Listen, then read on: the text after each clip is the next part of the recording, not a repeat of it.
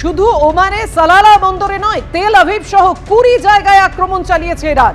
Dubai বিমানবন্দরে ফের drone হামলা। সতর্কতার মাত্রা বাড়ালো কাতার।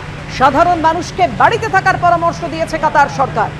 পাল্টা ইরানের রাজধানী তেহরানে হামলা চালিয়েছে আমেরিকা ইসরায়েল। ইরানের 16টি যুদ্ধ জাহাজে আক্রমণ চালিয়েছে আমেরিকা। ইরানের ব্যাংকে হামলা চালিয়েছে ইসরায়েল। পাল্টা ইরানের টার্গেট পশ্চিম এশিয়ার আমেরিকার বন্ধু দেশগুলোর ব্যাংক।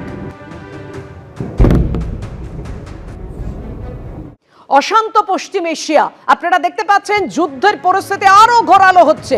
আর সেক্ষেত্রেই প্রশ্ন উঠছে যে ফুটবল বিশ্বকাপ যা 11ই জুন শুরু হতে চলেছে, বয়কটের রাস্তায় কি ইরান? আমেরিকায় ফুটবল বিশ্বকাপ খেলতে না যাওয়ার পথে ইরান।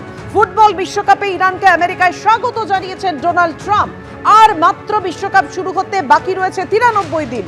জরুরি বৈঠকে বসেছেন ট্রাম্প ফিফা প্রেসিডেন্টের সঙ্গে। জরুরি বৈঠকে আমেরিকার প্রেসিডেন্ট কি সিদ্ধান্ত হতে চলেছে কথা বলবো। আমাদের সঙ্গে রয়েছেন আমাদের প্রতিনিধি সৌমিত্র। সৌমিত্র, সেক্ষেত্রে কি হবে? কারণ ইতিমধ্যেই এশিয়ায় যোগ্যতা অর্জনকারী পর্বে বিশ্বকাপে যাওয়া নিশ্চিত করে ফেলেছে ইরান, গ্রুপে পর্বে জয়ী হয়ে। সেক্ষেত্রে ইরান কি ডিসিশন নিতে চলেছে? কারণ ইতিমধ্যেই তো হুঁশিয়ারি দিয়েছে ইরান। বাপিয়া দেখো, বিশ্বকাপ শুরু হতে বাকি আর 93 দিন। এই পশ্চিম এশিয়া যে যুদ্ধ চলছে, সেই যুদ্ধের আঁচ এসে লাগলো এবারে ফুটবল বিশ্বকাপে। 11 জুন থেকে যে ফুটবল বিশ্বকাপ শুরু হচ্ছে, সেই বিশ্বকাপ শুরু হওয়ার আগে আমরা জানি যে কয়েকদিন আগেই ইরান ফুটবল অ্যাসোসিয়েশনের তরফে একটা হুঁশিয়ারি দেওয়া হয়েছে যে তারা বিশ্বকাপ বয়কটের রাস্তায় হাঁটতে পারে। তারপরেই একেবারে তড়িঘড়ি জরুরি বৈঠকে বসেছেন ফিফা প্রেসিডেন্ট। তিনি বৈঠক করেছেন ফিফা প্রেসিডেন্ট ডোনাল্ড ট্রাম্পের সঙ্গে। সেই জরুরি বৈঠকে যেটা সিদ্ধান্ত হয়েছে, যেটা জানানো হয়েছে ডোনাল্ড ট্রাম্পের তরফে, যে ফুটবল বিশ্বকাপে ইরানকে স্বাগত জানিয়েছে ডোনাল্ড ট্রাম্প। ফলে ফুটবল বিশ্বকাপ খেলতে এলে কোনো অসুবিধা হবে না, সমস্ত রকম দেখভালের আশ্বাস দিয়েছেন ডোনাল্ড ট্রাম্প ইনফ্যান্টিনো জুয়ানোকে।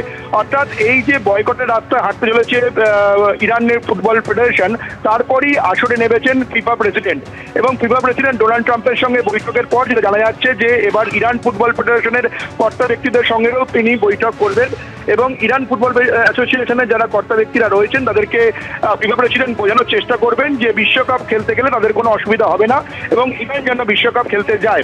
ডোনাল্ড ট্রাম্পের তরফে এরকম আশ্বাসবাণী পাওয়ার পরই এবার ফিফা প্রেসিডেন্ট ইরান ফুটবল ফেডারেশনের যারা কর্তারা রয়েছেন তাদের সঙ্গে বৈঠক করবেন।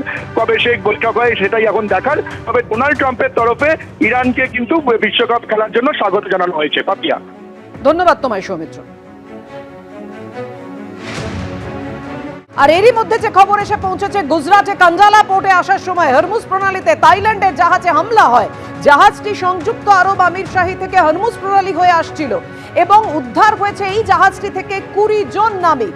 3 জনের এখনো পর্যন্ত কোনো খোঁজ পাওয়া যায়নি।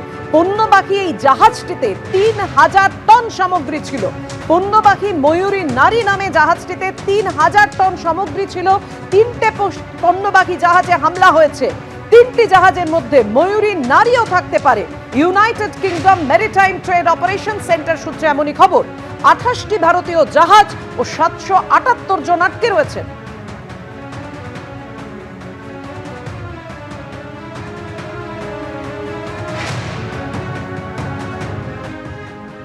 ব্রিগেডের প্রধানমন্ত্রীর অনুষ্ঠান, আর সেই অনুষ্ঠানে মুখ্যমন্ত্রীকে আমন্ত্রণ জানানো হলো। আমন্ত্রণ জানিয়ে মুখ্যমন্ত্রীকে কেন্দ্রীয় সড়ক পরিবহন মন্ত্রীর চিঠি। শনিবার ব্রিগেডে আসছেন প্রধানমন্ত্রী নরেন্দ্র মোদী। পশ্চিমবঙ্গে চলছে হাইওয়ের একাধিক প্রকল্পের কাজ। জাতীয় সড়ক সহ একাধিক প্রকল্পের সূচনা করবেন প্রধানমন্ত্রী এবং প্রধানমন্ত্রীর সেই অনুষ্ঠানে উপস্থিত থাকার জন্য মুখ্যমন্ত্রীকে আমন্ত্রণ জানানো হয়েছে। ব্রিগেডে আসতে মমতা বন্দ্যোপাধ্যায়কে আমন্ত্রণ জানিয়ে চিঠি দিয়েছেন নীতিন গাডকারি।